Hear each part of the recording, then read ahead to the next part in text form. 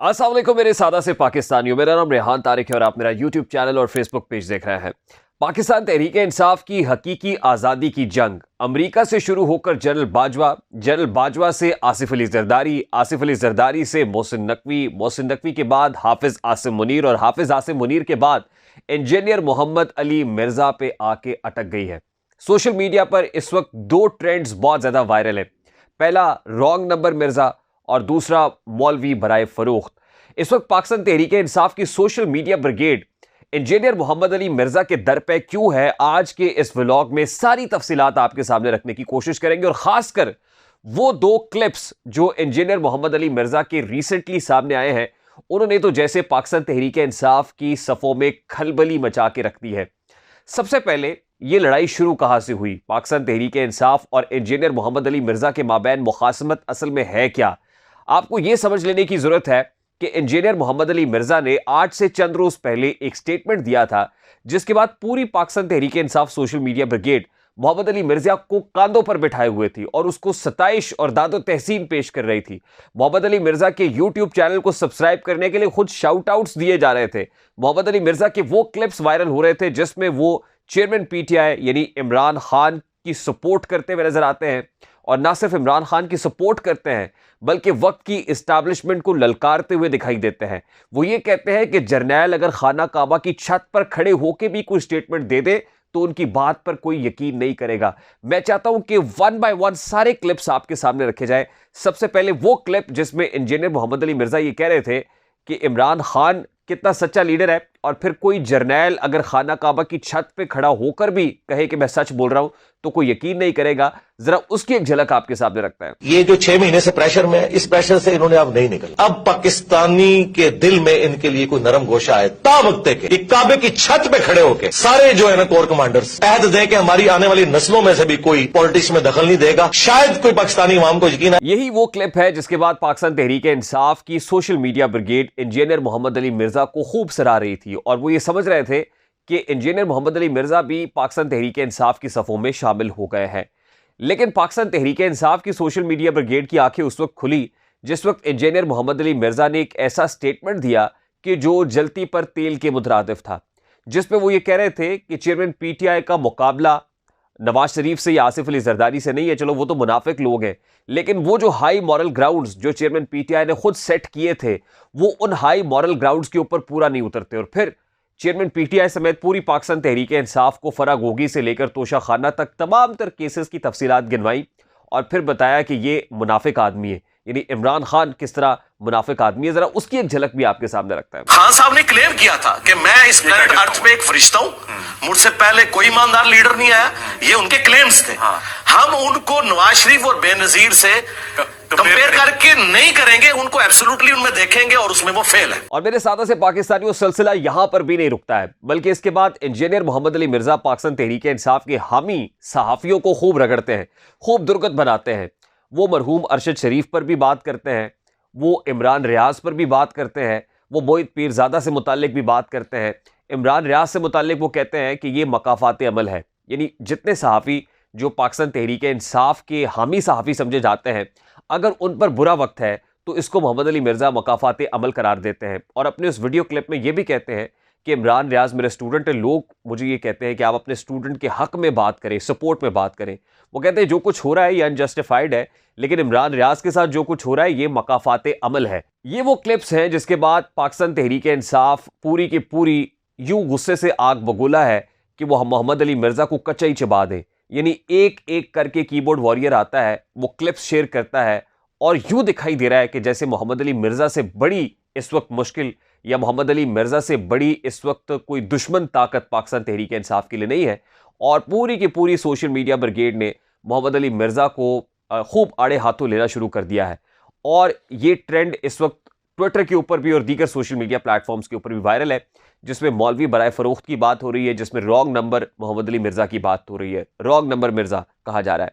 और उसके बाद एक फोटो वायरल की जा रही है जिसमें मोहम्मद अली मिर्जा को फौज की वर्दी पहनाई हुई है और फौज की टोपी पहनाई हुई है, जिसके बाद ये बताया जा रहा है कि मौलवी साहब फौज के हाथों फरोख्त हो गए हैं, यानी फौज से साजबाज कर लिया है। मोहम्मद अली मिर्जा का सॉफ्टवेयर अपडेट हुआ है और उसके बाद कहा यह जा रहा है कि वो मोहम्मद अली मिर्ज़ा जो आज से पहले इमरान खान के हक में बात कर रहा था, असल में फौजियों ने मोहम्मद अली मिर्ज़ा का सॉफ्टवेयर अपडेट किया है, या फिर ये बिक गए हैं, बिकाऊ माल है, जिसके बाद एक सोची समझी प्लानिंग के तहत ये एक टारगेटेड हमला है और अब मोहम्मद अली मिर्ज़ा को मैदान में उतार दिया गया है। यानी अब जिसका लंगोट कसा गया है और इमरान खान और पाकिस्तान तहरीक इंसाफ के अगेंस्ट मैदान में उतारा गया है, वो मोहम्मद अली मिर्ज़ा है। यानी आज से पहले बहुत सारी पर्सनैलिटीज़ जो पहले पाकिस्तान तहरीक इंसाफ के हक में बात किया करती थी, जब उन्होंने तनकीद करना शुरू की तो उनको इसी तरह की क्रिटिसिज्म का सामना करना पड़ा जैसे अब मोहम्मद अली मिर्ज़ा को करना पड़ रहा है। लेकिन हाल ही में इंजीनियर मोहम्मद अली मिर्ज़ा के 2 क्लिप्स बड़े वायरल हो रहे हैं। एक इंटरव्यू हुआ, it was a kind of a podcast जो मोहम्मद अली मिर्ज़ा के साथ था, जिसपे उनसे कुछ तुंदो तेज सवालात हुए। उन सवालात के जवाब बात में 2 बातें ऐसी वो कर गए हैं जिससे मेरे ज़ाती राय में पाकिस्तान तहरीक इंसाफ के लोगों को मोहम्मद अली मिर्ज़ा पे इस तरह की तनकीद नहीं करनी चाहिए। ये मैं बबागे दोहल कर रहा हूँ और ये जानते बूझते हुए कर रहा हूँ कि इस वक्त मोहम्मद अली मिर्ज़ा पर जो बंदूकें हैं वो सोशल मीडिया वॉरियर्स ने तानी हुई हैं। पहला स्टेटमेंट वो ये दे रहे हैं कि हाफिज आसिम मुनीर साहब जो chief of the army staff हैं, अगर आपने जनरल कमर जावेद बाजवा और जनरल फैज़ हमीद का एहतसाब नहीं करना तो फिर आप इमरान खान को छोड़ दें। यानी ये स्टेटमेंट इमरान खान से इजहार हमदर्दी भी है। वो ये कह रहे हैं और इसमें एंटी इस्टेब्लिशमेंट नैरेटिव भी दिखाई देता है। यानी वो ये बबागे दोहल कह रहे हैं कि जनरल कमर जावेद बाजवा ने जो कुछ किया वो गलत किया, फैज़ हमीद ने जो कुछ किया वो गलत किया।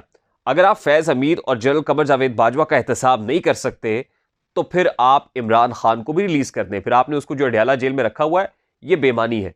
यानी ये बात वो है जो नवाज शरीफ भी करने से कतरा रहे हैं।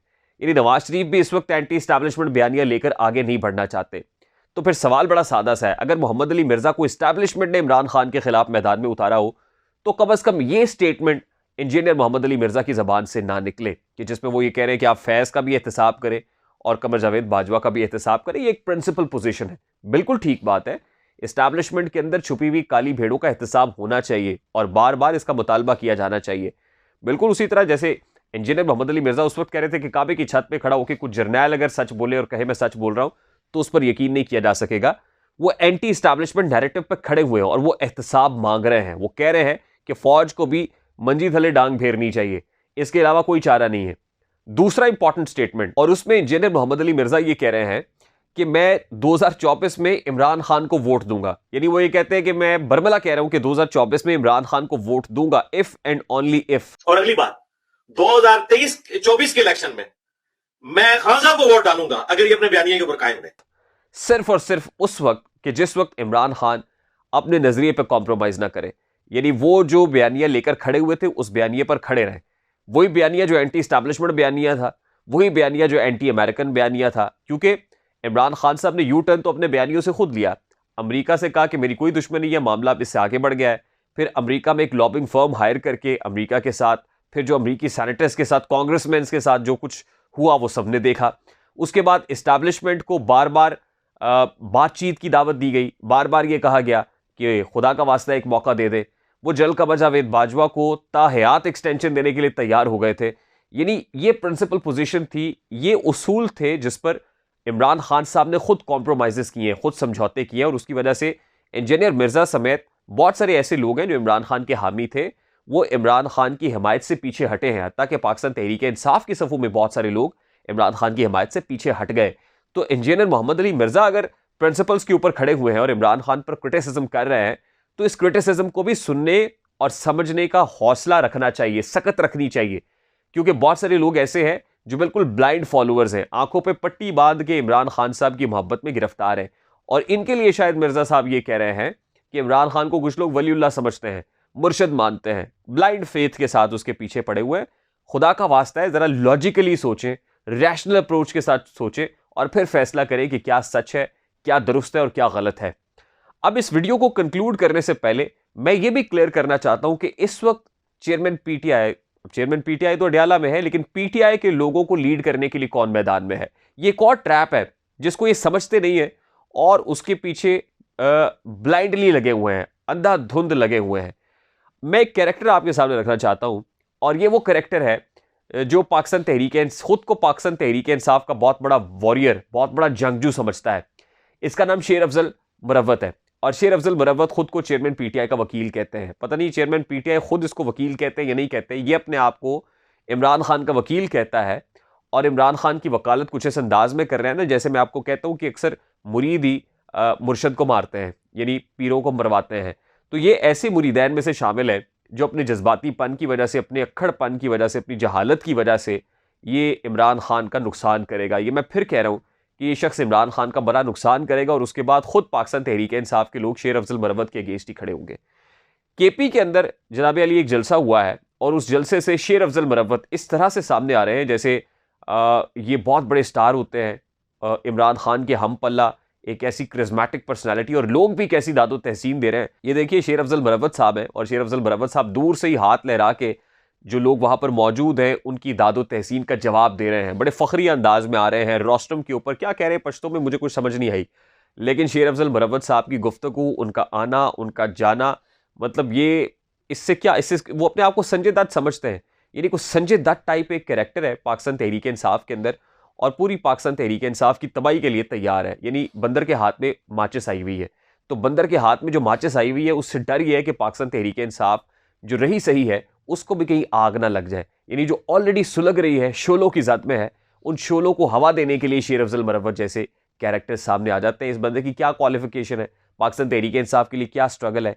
सिर्फ ये है कि इस वक्त जो स्पेस अवेलेबल है जिसमें असद उमर जैसे पढ़े लिखे लोग सियासत को खैरबाद कह रहे हैं, जिसमें और बड़े बड़े अच्छे लोग जो सीजन किस्म के पॉलिटिशियंस थे जो आ रहे थे, नए नए चेहरे आ रहे थे। मैं तो बड़ा दुखी हूं कि असद उमर जैसे बंदे ने पाकिस्तान तहरीक इंसाफ को खैरबाद कह दिया है।